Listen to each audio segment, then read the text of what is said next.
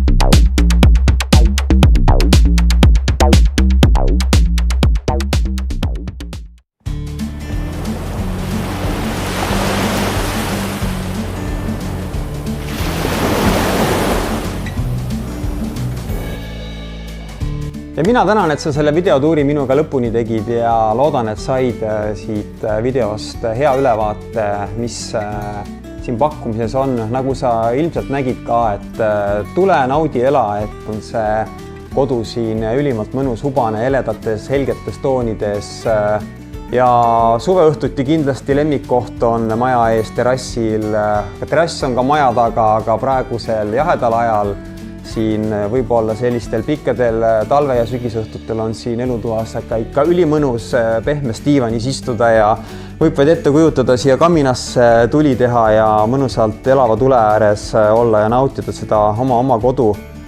Väljas taaskord paistab see maja pigem pisem, kuid sees on siin ju kõik vajalik olemas. 3 eraldi magamistuba, mõnus suur avar elutuba koos köögiga.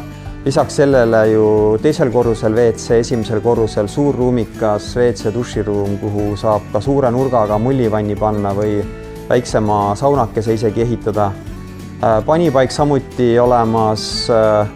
Teisel korrusel veel ju ühest toast läheb suurele terrassile ligi 40 ruutmeetrit rõdu või terrass võimalik ehitada. Oma privaatne väike hooviala maja taga, maja ees üllatavalt privaatne, kui arvestada seda, et on ju tegemist paarismajaga, kuid siin on tõesti vaikne ja avar maja eest avar vaade sinna orule ja kaugusesse.